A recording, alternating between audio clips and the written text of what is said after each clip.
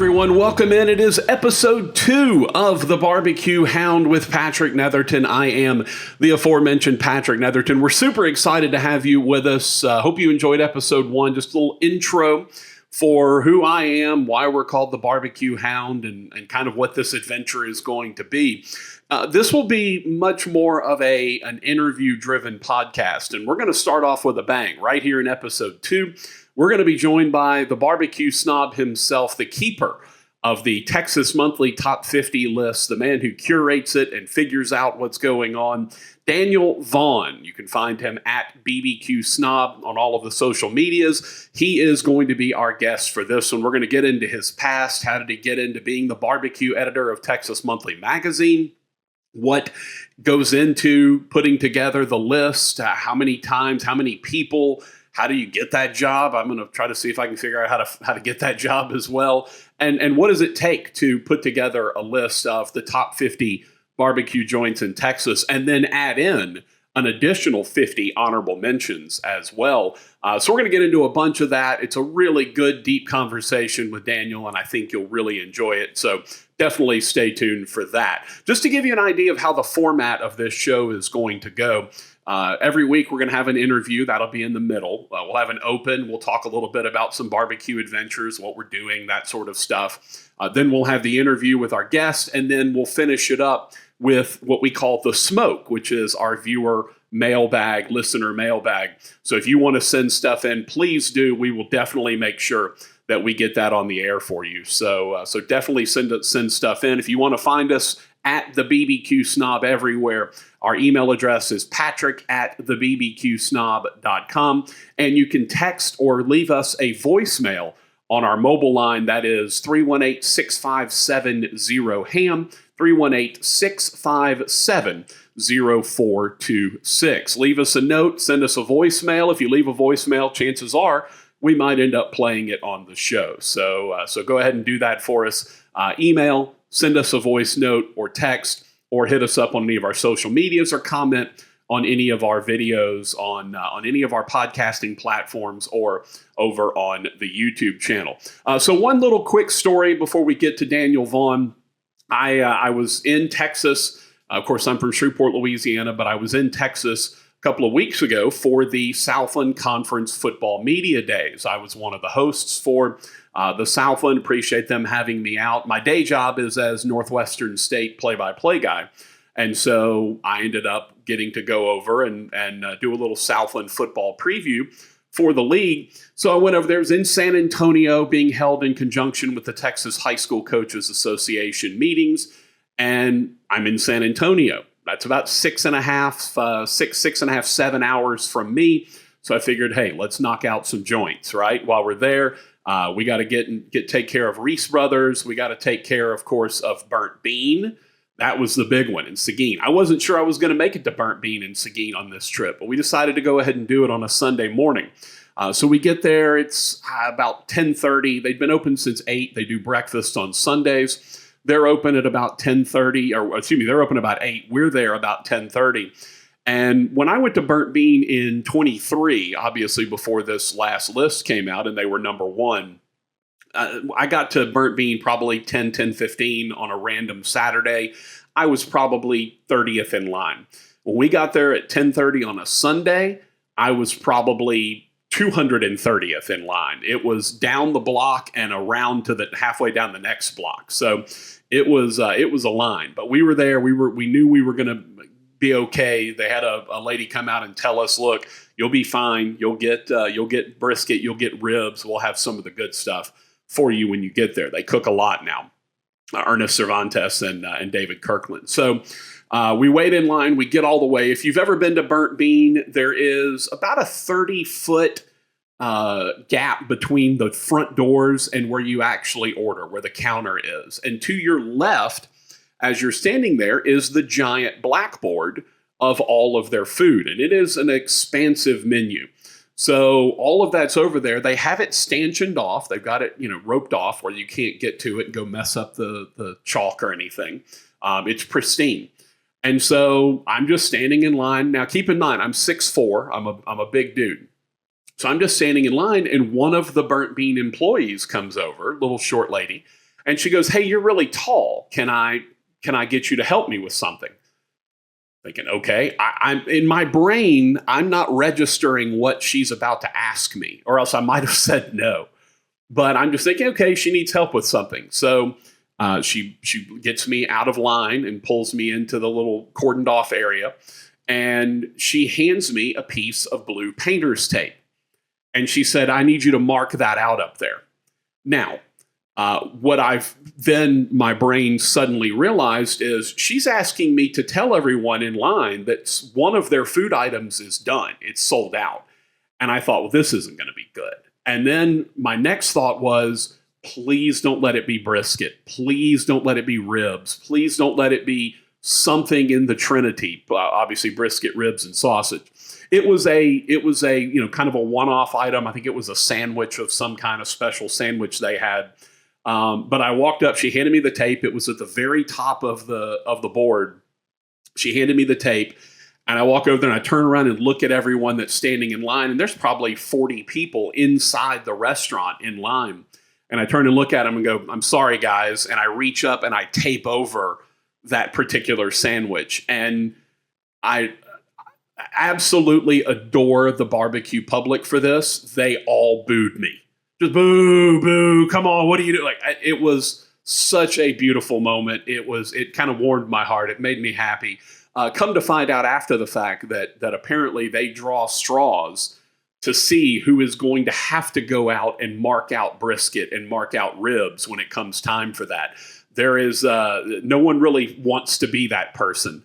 And so they actually have to draw straws. Got to chat with David Kirkland, one of the co-owners of Burnt Bean, after the fact. So that was my fun barbecue adventure. We had a great time. Reese Brothers was tremendous. We hit up a bunch of places while we were in San Antonio, and a couple places on the way down, Brendan's in Nacogdoches, Mimsey's in Crockett, that I got to get to on the way down to San Antonio. They were fantastic. Just a tremendous trip. But yeah, I had to cross out one of the things at the number one barbecue place in all of Texas barbecue. And I got booed soundly for doing it, as I deserved. So there you go. Coming up next, we're going to chat with Daniel Vaughn, the barbecue snob at BBQ Snob on all of his social medias. Obviously, he is the barbecue editor of Texas Monthly Magazine, and he is a guy that curates the list. The keeper of the list, Daniel Vaughn. All right, we welcome you back to the BBQ Hound with Patrick Netherton. And the guy who actually coined that phrase is sitting in the box. Well, that way. I never can figure out which way to point. We're going to talk about how that all came to be. We talked a good bit about that in episode number 1. But we figured, look, if we're going to come out with a guest, we need to come out strong. And the guy that puts together the preeminent list of barbecue joints, not just in Texas, even though he works for Texas Monthly, but all around the world, that's the guy that we need to get. So barbecue editor and the barbecue snob himself, Daniel Vaughn, is our first guest on the BBQ Hound. Daniel, what's up, brother? How are you? I'm doing well. Honored to be the first guest. Well, look, it is a great honor. I think we're going to send you a plaque or something for it, just so you know. We'll I can make hang sure it up that here behind me. yeah, That'll you be can great. put it on your wall. Your walls are like my walls. I don't have anything hanging. I got bookshelves. I got a lot of that, but I don't hang stuff. That's my number one issue right now. Yeah, well, I mean, you got to show off the books and all that great gear you've collected too. I mean, that's you got to show Yeah, it off. and I actually, when I was going through these shelves, because they used to be a lot more crowded, the number one thing I got was there's no barbecue stuff on your shelves. And I'm like, look, okay, so I've got a burnt bean, I've got a Riverport, I got it this way, Blake's Barbecue over here. I got all of my certifications, KCBS and State Cooking Association. And by the way, just want it noted, I'm terrible with the pointing. I've got both of the last two Texas Monthly top 50 list magazines Yes, I on the noticed shelves. those Texas Monthly covers certainly Well, I'm look familiar. glad you figured it out. Before we get into the Texas Monthly top 50, let's back up a little bit. Let's talk about your journey to get where you are now. When did the barbecue love start? When did you decide that this is something that you wanted to get deeper into, a vocation as opposed to just an avocation? Well, when it started and when I decided I wanted to get into it deeper are separated by about a decade, but it was really me moving to Dallas in 2001. Originally from Ohio, I went to college in New Orleans and moved to Dallas right after. And one of my first meals here was barbecue at Peggy Sue Barbecue, and just fell in love with it.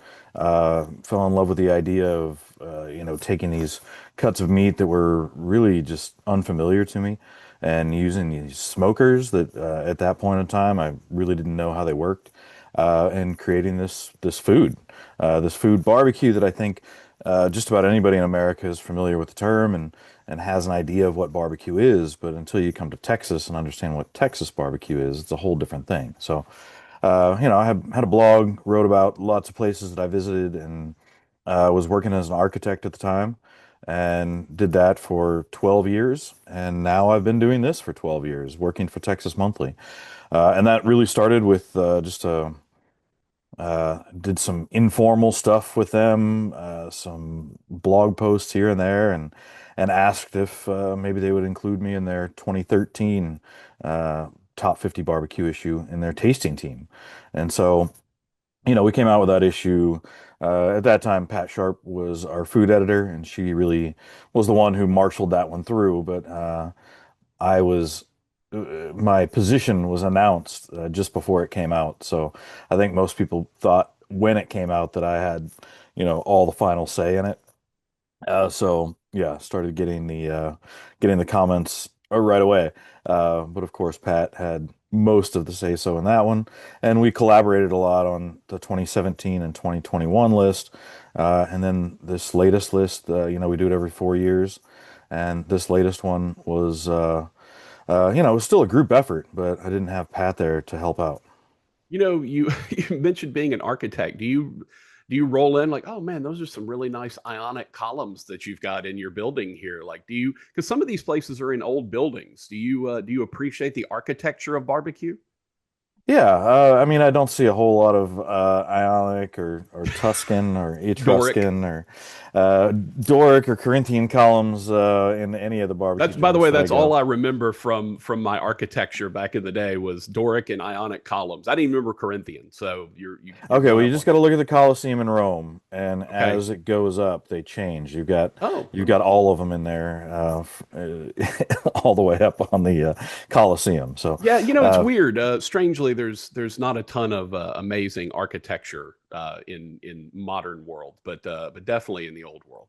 well, I mean, the thing I get asked more often is like, have I ever considered, designing a barbecue restaurant and or getting into that? And the thing is, like, most of these places, like, they're not they're not looking to hire an architect to build up from scratch, for the most part. Most of these barbecue operations, they're starting off maybe from a food truck or starting off as a pop-up, and usually moving into a space that they're just going to renovate, or they're in a building that they've been in, decades and decades. So there's I don't think a whole lot of profitable work for a dedicated barbecue architect. Hey, we need a space for people to sit and eat. We need a space for us to cook, and we need a place for the line to go. Like that's Well, basically the yeah. I mean, the thing is, like, a barbecue joint does have to determine right away, do they want to be able to serve people in front of them? Do they want to be able to slice right in front of people and serve them on a platter and have it for them, you know, at by the time they're done with that line, they've got their food in front of them, or do they want to prepare it all back in the kitchen, and call people's numbers or names? So that is a big decision to make for any barbecue joint right off the bat. The cutting it, slicing it right in front of people is certainly the slower way to go. But it allows people to see what they're ordering before they put it on the tray, and allows people to get a sense of the food they're going to eat before it comes out. So that way is a little more personal, but it does tend to keep that line moving a little slower. yeah, and it's a spectacle as well, which is I one of the early places that I went to in Dallas, Hard Eight. You go in there and Hard Eight is good. I wouldn't say it's amazing or great, but it's very quality barbecue. But the cool thing is the spectacle. You walk in and they've got all the meats laid out there in a pit, basically, or you go to Lockhart to several places and there's, you can almost step into the fire if you're not careful and burn yourself. Like some of the spectacle stuff is really good too. I love that. Salt Lick, which I haven't had a chance to go to, I know with the big pit in the round pit in the middle.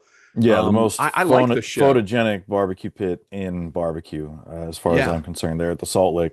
Now they have a lot of big, giant rotisseries in the back uh, which is where they do most of the cooking, but they finish it all off on that big pit. But yeah, I mean, barbecue to a certain degree is about the show.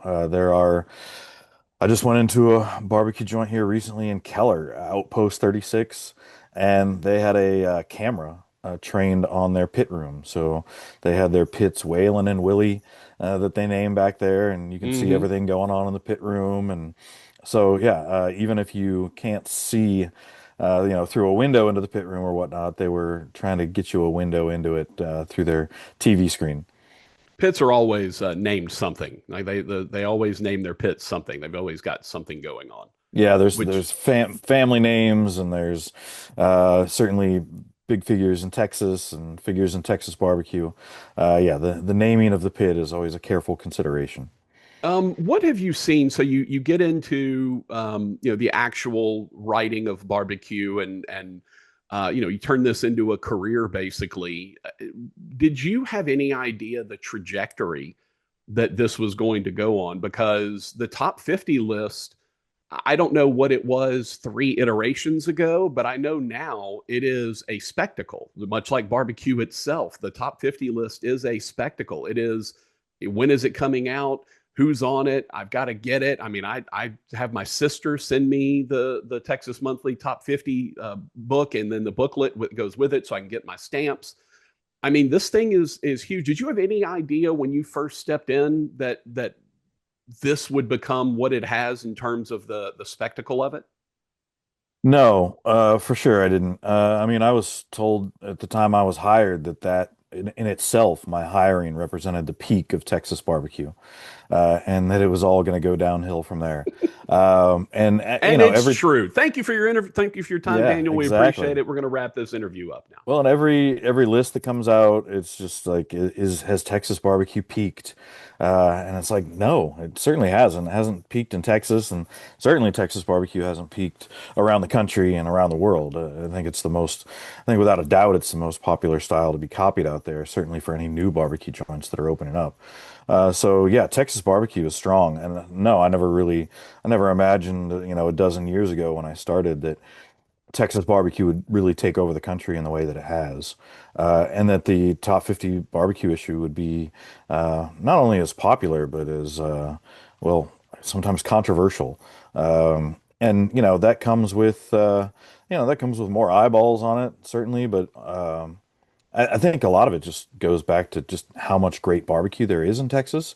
And so being able to make a legitimate argument for so many different barbecue joints, it's not a tall task to make those arguments because there are so many good ones out there. Yeah, I just in the last couple of months had Goldie's, which is the number one on the last list. And then I had Burnt Bean this past weekend. Obviously, this will air a couple of weeks after this interview, but I had Burnt Bean and it's number one on the new list. And I'll be honest with you, I'm a certified judge of barbecue, and I can tell you when something's cooked right. And obviously, taste is subjective as opposed to objective. Cooking is more objective. But brother, I don't know how you do it. I'll be honest with you. Everything that I had at Goldie's was magnificent. Everything I had at Burnt Bean was magnificent. When you go to Franklin's and when you go to so many of these places, there, how do you split hairs between and among so many places that are so fantastic and the differences are so microscopic? Yeah, I mean, taking notes is certainly an important part of it. Getting the notes from our tasting team that goes out before I go out to a lot of these places is also important. And we one of the reasons that we do it the way we do in going to taste all these places in a 6 to 7 month period, and so we can really do those comparisons, right?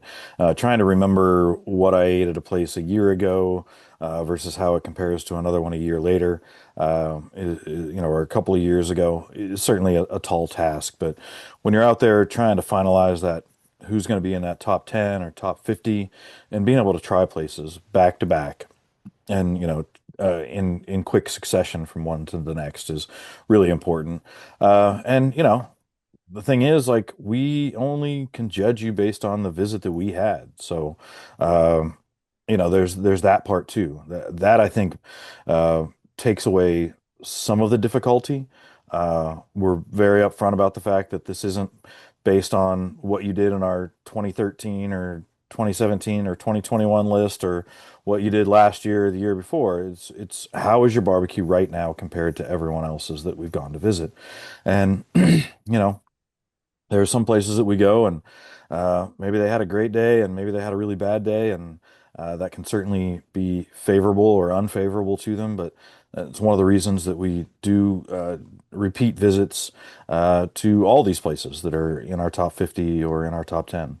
Let's talk about the putting together of the list and what it entails. Y'all, I think I did a really nice job with this list and this issue of explaining kind of the process that goes Oh on wow, and you how many read it. people. I did, of course I did.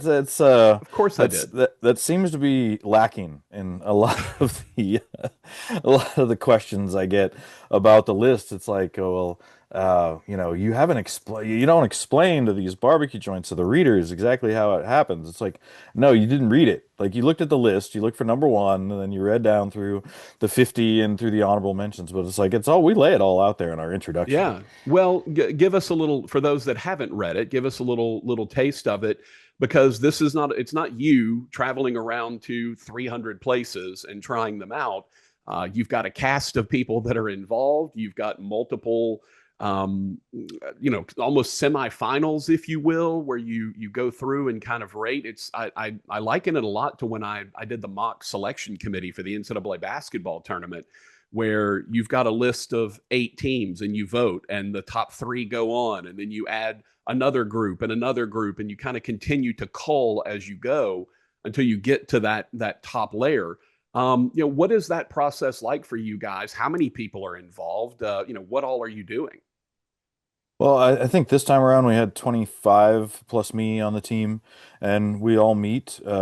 We met toward the end of August of 2024, and we really put together a whole presentation about what they should all be looking for and what we value in barbecue. And we have barbecue brought in from a couple of different barbecue joints to really compare and contrast and to discuss the finer points of a brisket bark and pull apart tenderness and falling off the bone versus ribs that are too tough, juicy sausage versus commercial grade, like really cohesive hot dog sausage. So we have all that in front of us to discuss, and then from there, each person gets their marching orders of the different barbecue joints that they are going to visit, or the region that they're going to visit, and the barbecue joints that they must visit over that next 4 months or so, and come back to me with scores. And then I take all those places that are really on the contenders list and go revisit them all.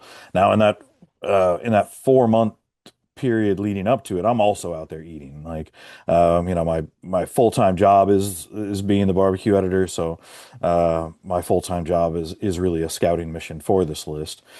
And so in that 4 month period, I have my own territory, and I'm also going to a lot of other places. So I think in total, I went to nearly 200 barbecue joints in the time period that we had to do the search.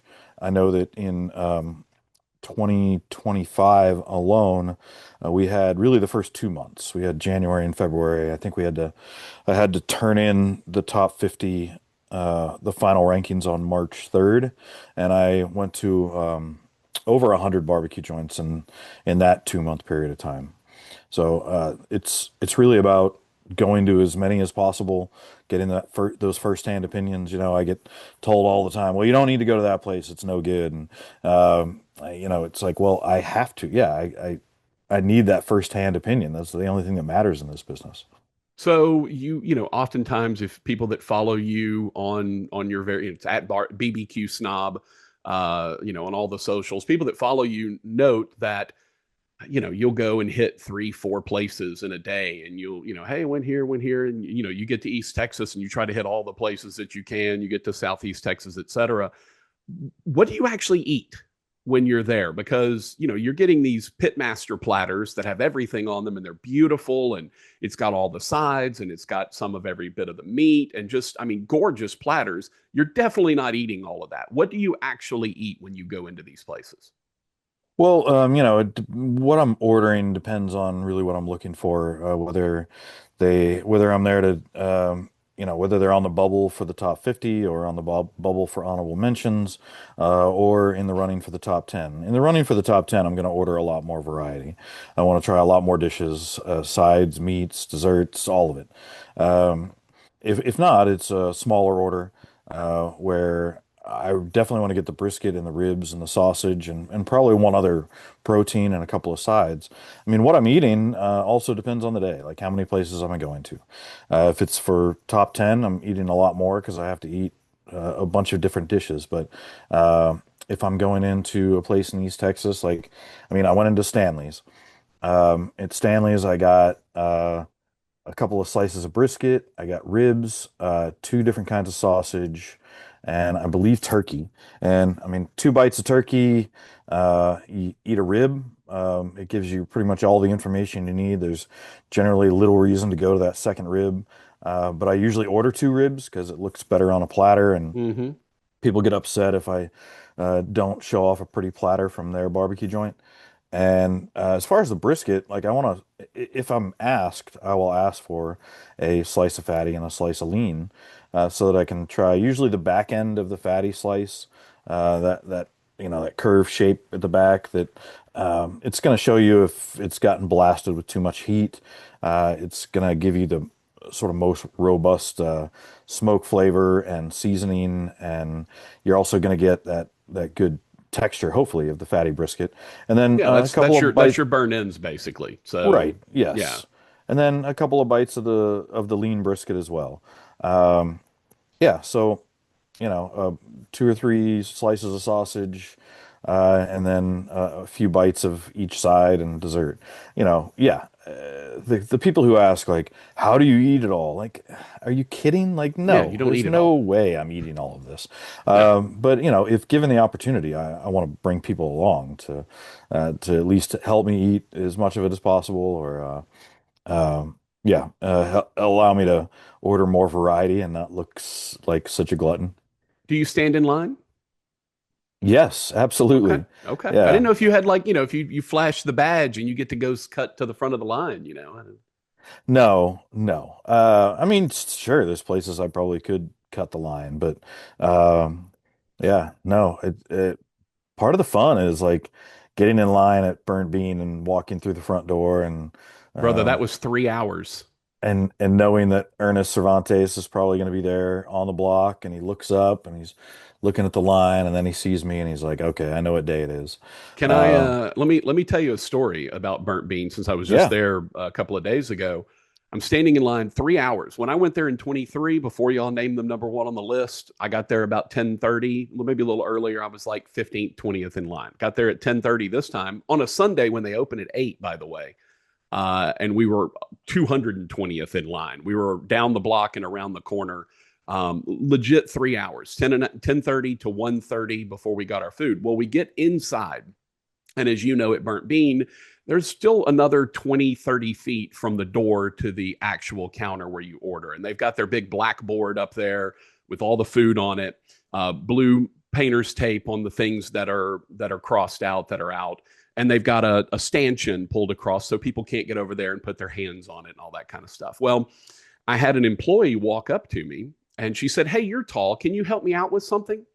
Now, I've been on my feet for nearly 3 hours. Brain's not working real well, and I'm thinking, okay, sure. I don't know what she needs, but I'm happy to help. If I had been thinking a little clearer, I might have realized that she's going to have me cross something off the board that she can't reach. So she's like, "Yeah, great." And I go in there and she hands me a strip of blue tape and says, "Hey, can you reach up there and cross off?" And luckily, it wasn't brisket or ribs or anything. It was one of their specials. And so I looked over at the people, the 20 or 30 people that are in line. I said, "I'm sorry, guys," and I put up, put the tape up, and they all booed me very loudly, which was amazing. Like that's such a great experience. And I go, "Look, you got to pay me back for this, right? You just had these people jeer at me." And she says, "You get a free banana pudding." Sold, done. I'm in. Let's go. So I did get to cross something off the list, and according to David Kirkland, who I got to chat with, one of the co-owners, he said that there's a guy who actually enjoys crossing things off the list. I was like, that guy might need to be on a list somewhere. Um, but that was a cool experience that I've never gotten anywhere else at a barbecue place. So I really relish that.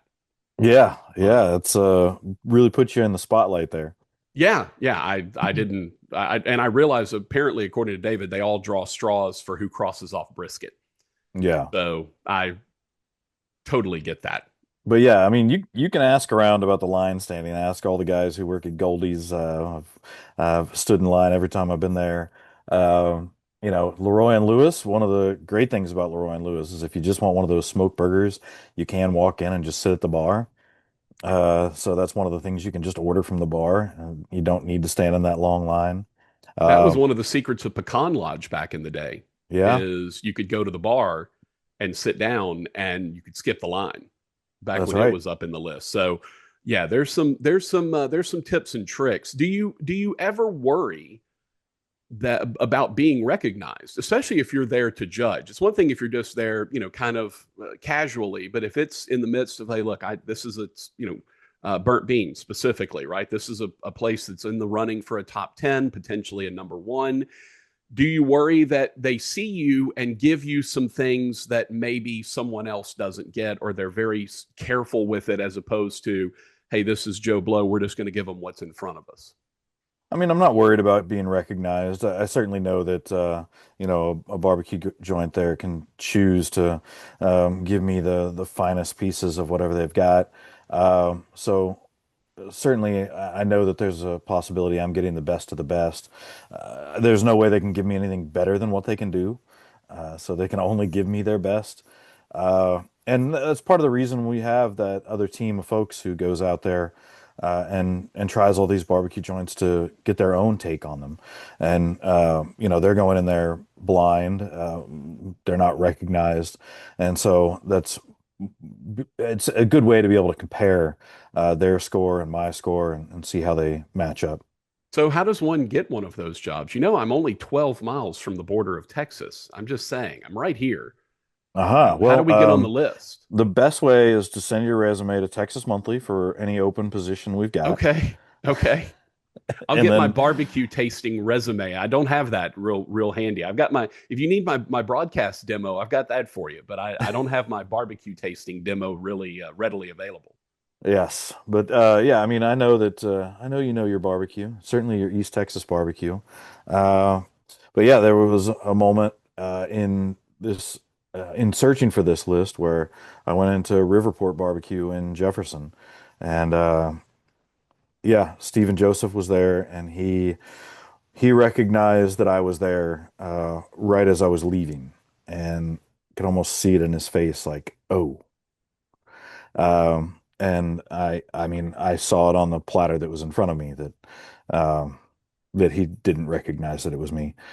So anyway, that's Yeah, no, look, but here's the cool thing about it, right? And I have friendships with a lot of the East Texas guys and some of the Southeast Texas guys as well. And the interesting thing about that is when you befriend those guys, they're willing to give you a little extra. I'll get maybe a burn end on my platter when they're not actually selling burn ends, that kind of thing. That does lead me to an interesting point for you.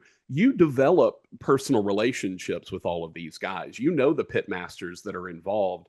Um, does it then make it difficult to judge? Because when I judge, I'm a KCBS certified judge. When I judge, it's blind. They hand me a platter. I don't know whose it is. I don't know where it came from. I might have 15 friends out there that are cooking, but I have no idea if I'm eating their food. You know exactly who you're eating, whose food you're eating. Is it difficult to sort of slice your emotional side with your objective side? Yeah, I wouldn't say it's difficult. I mean, it's certainly something that I recognize.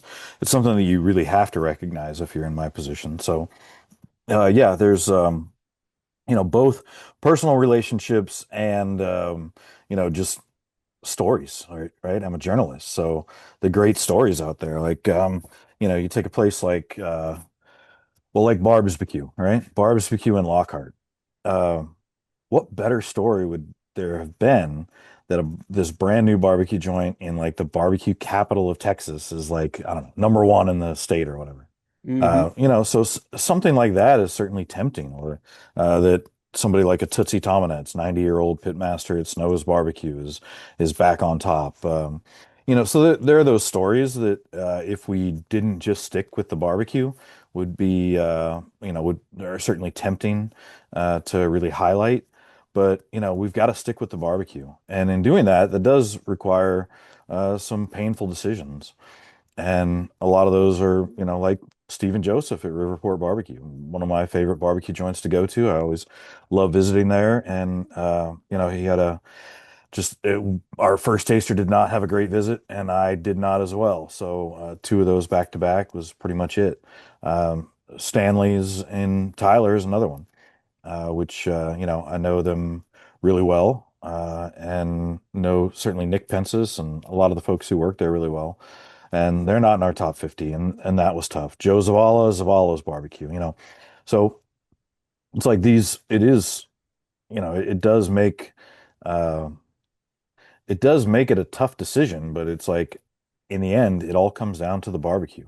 And fair or not, um it's the barbecue that was in front of us at the time. It Well, is based on those individual visits and those individual days.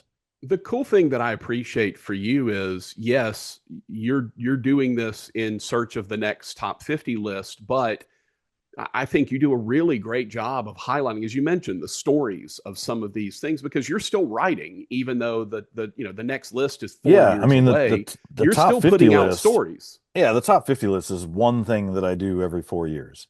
It's certainly a big thing. It's a massive issue for Texas Monthly. It certainly sells a lot of copies, and it's something that we're dedicated to. But it's only every 4 years, and it's one article, and it certainly means a lot to the barbecue joints that are on it. Means a lot to the barbecue joints that aren't on it, and means a lot to the new barbecue joints who want to be on it.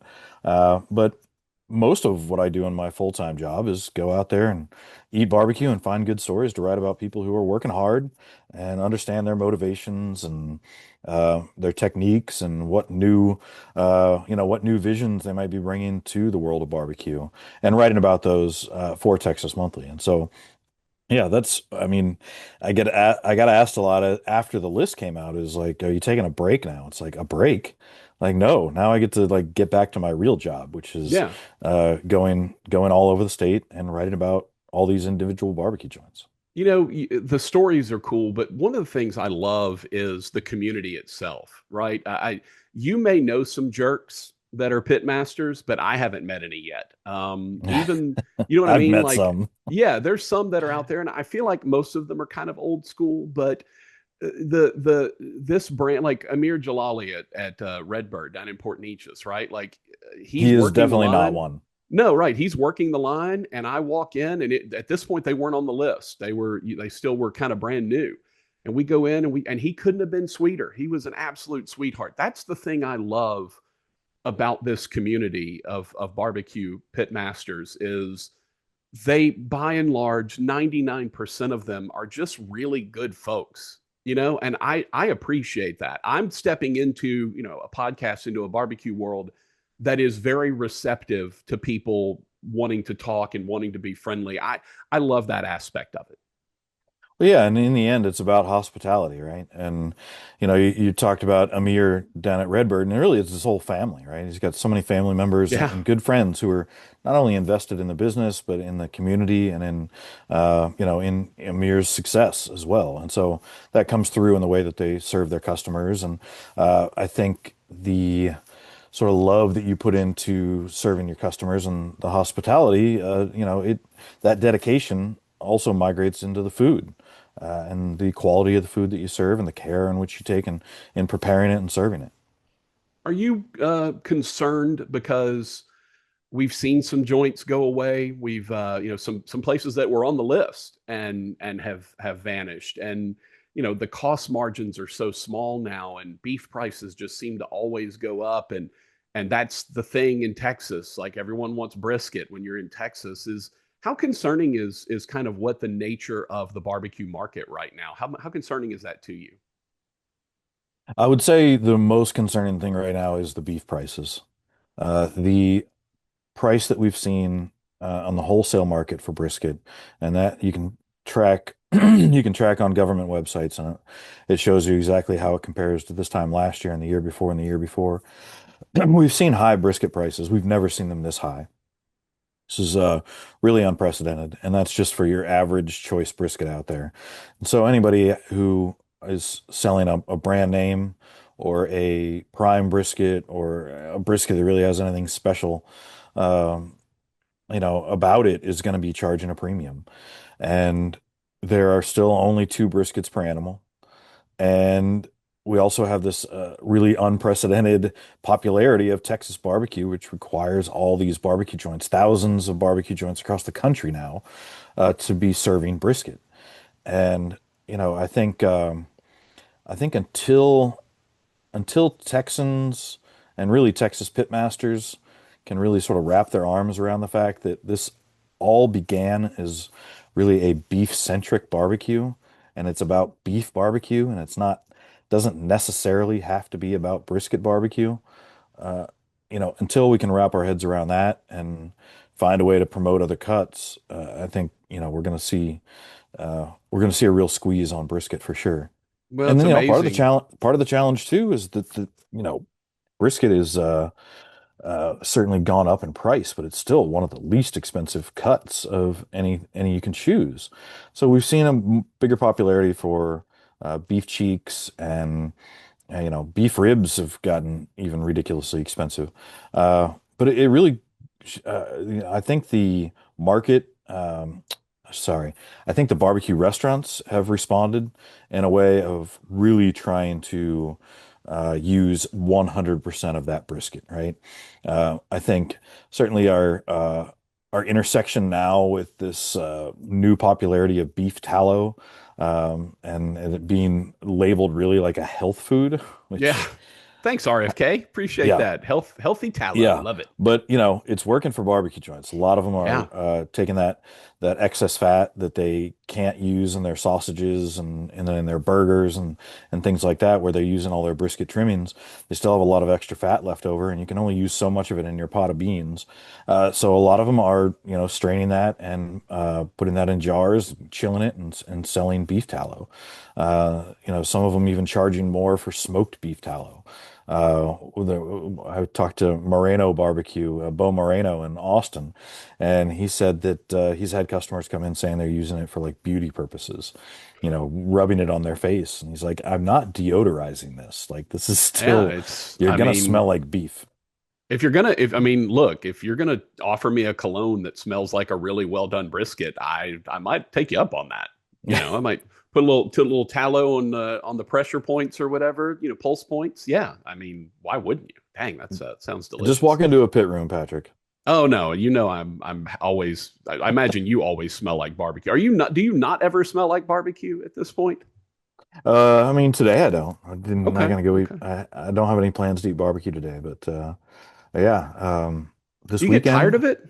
this weekend for sure. Do I get tired of eating barbecue? Yeah, yeah. I get I sure. mean, Yeah, I are there get tired of periods eating. where you're just like, okay, I got to stay away from a barbecue place for like 2 or 3 days, or a week or whatever? Yeah, for sure. But it, I really get more tired of it when I'm searching for the top 50, because a lot of that is about going back to places I've been to a number of times, many, many times. And so going out there and trying new places, like, pitmasters who get sick of barbecue and certainly get sick of their own barbecue is totally understandable. They're eating the same thing day after day after day. Yeah. For me, I get the benefit of going out and trying new spots all over the place. So I'm always trying new and different barbecue, and I think that helps. Helps keep it fresh. Any thoughts of expanding to 100? Well, I mean, we kind of have, right? Like we have The our honorable top mention. 50 and then we have our honorable mentions. And so, it's essentially a top 50 and a bottom 50. Um, and yeah, so, we don't call it our top 100, but essentially that's what it's become. And that really is just that is a reflection of the quality of barbecue in Texas, because it used to be pretty easy to put together a 50, like back in 2013 or 2017, putting together a list of 50 places, but then finding 50 more.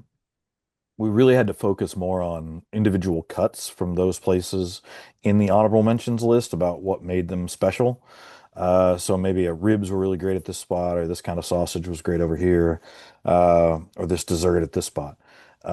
Nowadays, you've got to be serving a really great menu all the way across the board to be even an honorable mention. So uh, it is more a top 100 list. When you travel a ton and you're all over the place and you're trying barbecue in a lot of places. I had the benefit at Northwestern State of traveling a bit and trying some barbecue joints, San Diego and Oregon and a bunch of different places. And I half the time I'm texting you, hey, have you gone to any places in Cleveland? Like, help me out here. Any places in Toronto that I need to try?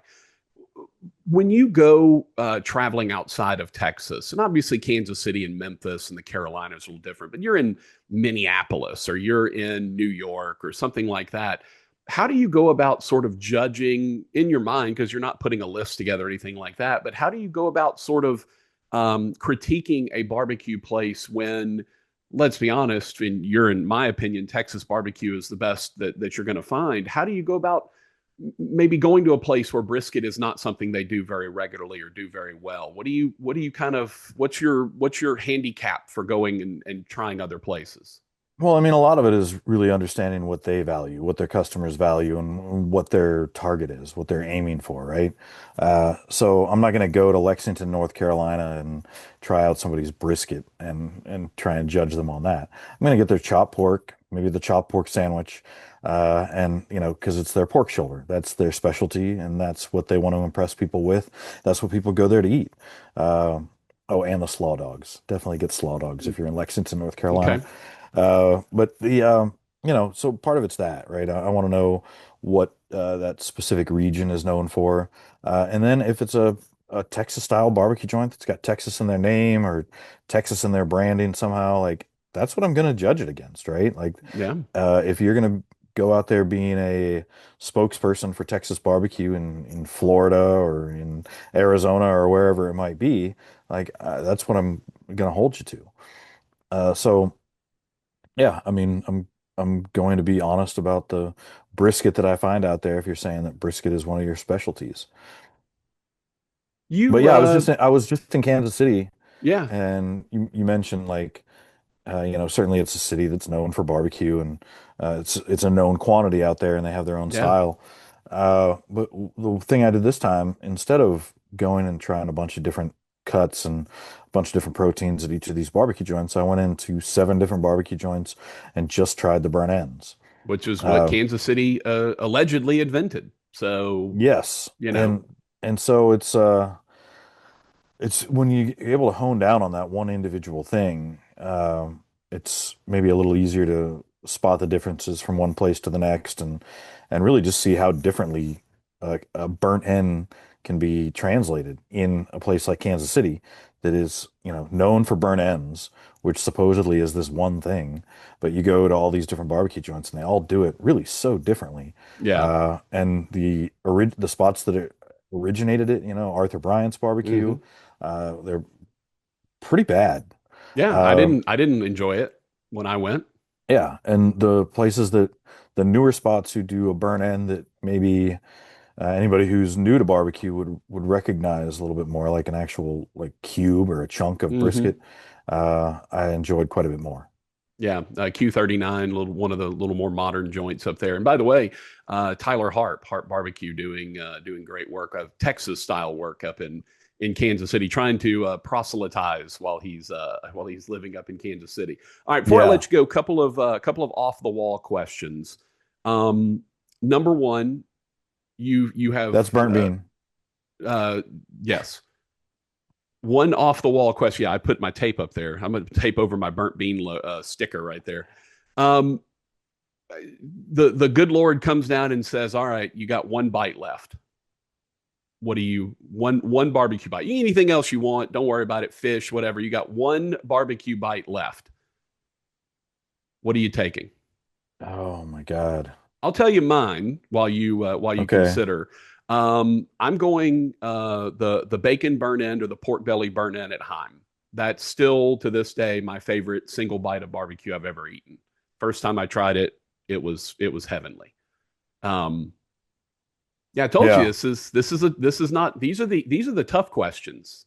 Yeah, this is not an off the wall question. This is a really tough one because I mean there is no one, right? Yeah, I mean you said the pork belly burnt end and like the best one that I've had from Interstellar Barbecue. Ooh, man, that is a great one. yeah. But one I keep thinking about is this beef back rib, and partly because it's a cut that isn't done as often in Texas these days. The back rib just comes off the rib eyes. There's very little meat left on the bone. It's not like the big, massive short ribs. Uh, but man, this beef back rib from Coy Barbecue in Houston. Okay. They do it. They start it in Don this. Wynn, right? Wasn't that in that Yeah, Don's place? Yeah. yeah. And so they start it in the smoker, in the offset smoker, and do it slow and to get it tender. And then they finish it in a direct heat cooker, where they do their whole hogs and actually finish their pork ribs on there too. But they finish the beef ribs on there, and they've got a mop sauce that they put on it. It's just spectacular. And they found a supplier for like a really meaty beef back rib too. Hmm. And so if you get a really great beef back rib, it is just one of the finest eating experiences of beef barbecue that you can find. Yeah, I mean, just a regular beef rib is when it's done right is pretty spectacular. So certainly can see that. All right, last thing, completely off the wall. Do you know about the meat tick? Oh yeah, Alpha Gal. Whatever it is, I don't know what its name is, but Well, I mean the tick is the Lone Star tick. Yeah, that can give you a sensitivity to Alpha Gal. yeah. So basically, if the tick bites you, you become somewhat allergic to enzymes in red meat.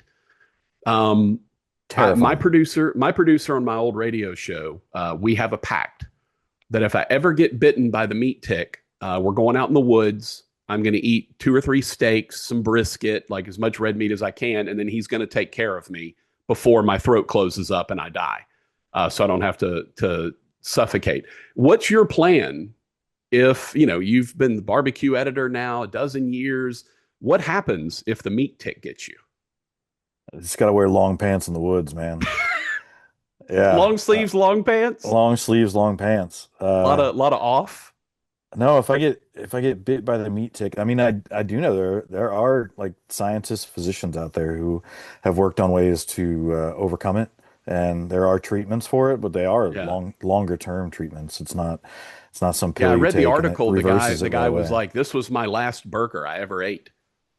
Was like 19 years ago or whatever.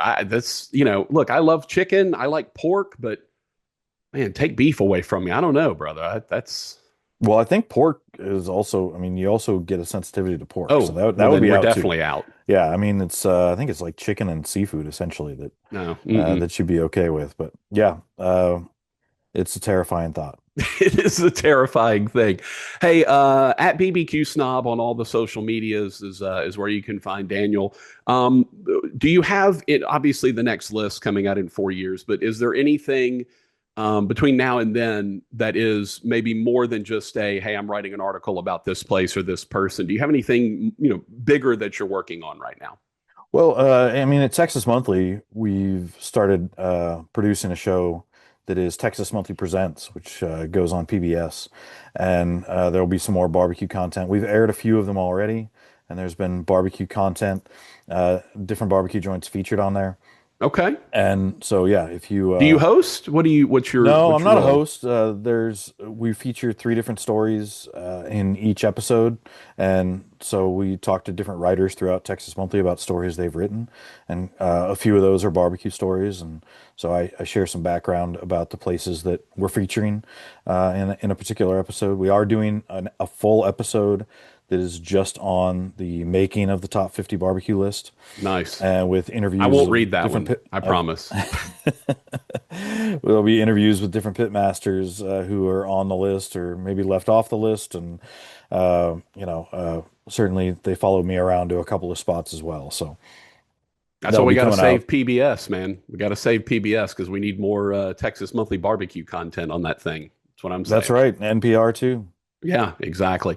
Daniel, you're the best, brother. Thank you for being our first guest. Hopefully, this wasn't too painful for you. We'll obviously circle back and have you on at some point down the road, but appreciate you basically going ahead and getting us off and rolling on the barbecue hound. Oh, and I forgot to mention, thank you for the name.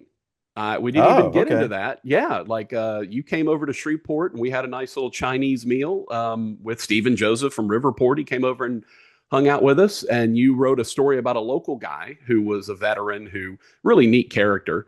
And in it, you referred to me as noted barbecue hound Patrick Netherton. So when I was thinking about the podcast and what to name it, well, there you go. I'm a noted barbecue hound by Daniel Vaughn himself. So thank you for the name. I guess I owe you naming rights. I don't know what that equates to. Have your people call my people? Woof. Brother, you're the best. Thanks so much, Daniel. Thank you.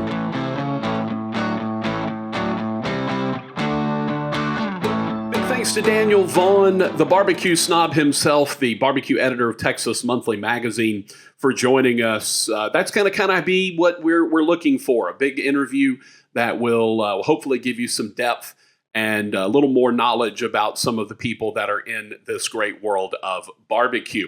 Now, the ending of the show will be what we refer to as the smoke, as in bring the smoke, give us the smoke, that kind of thing, because we want to hear from you, the listeners and viewers of this podcast. So the end of the show is going to be all about you, going to be basically the listener mailbag, aka the smoke. If you want to get in touch with us, Patrick at thebbqhound.com on the email.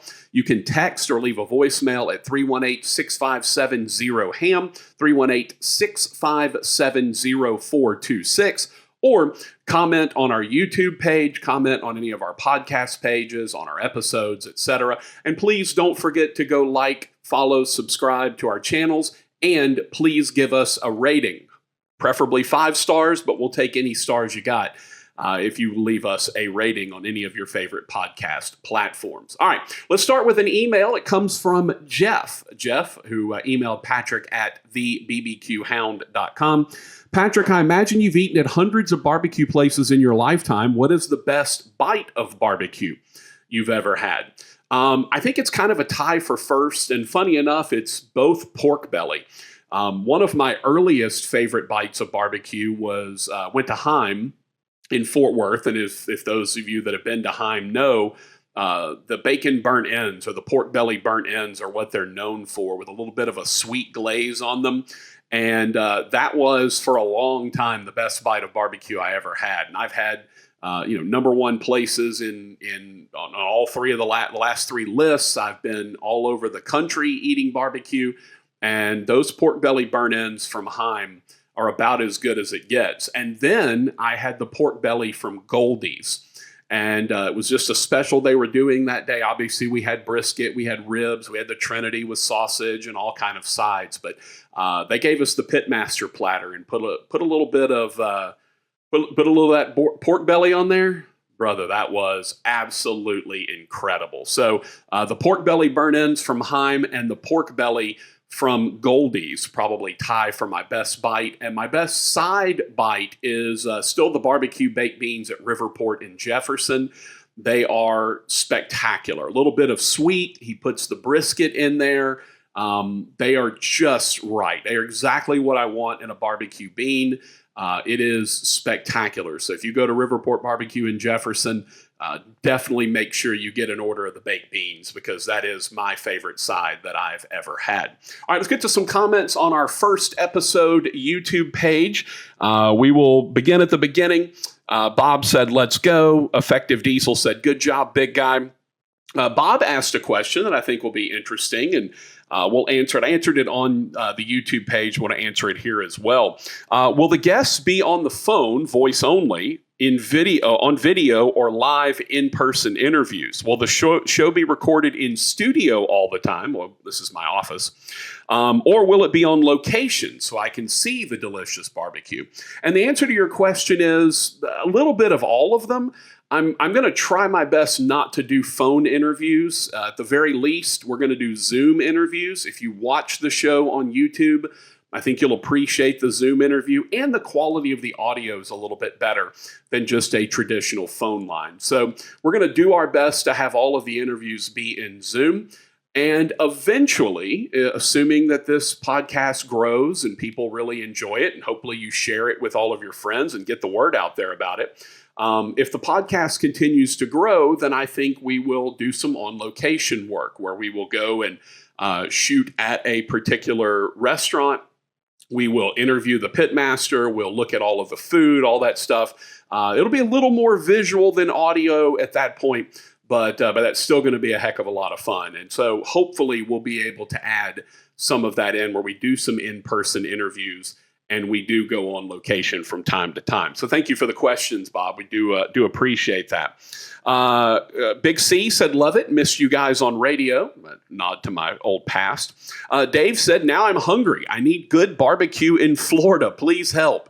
I don't know how to help you, Dave. Hopefully some people will get some good barbecue down there. Former Northwestern State basketball player Clifton Lee, a.k.a. Big Smooth, said, "Big Smooth here, and I approve this video.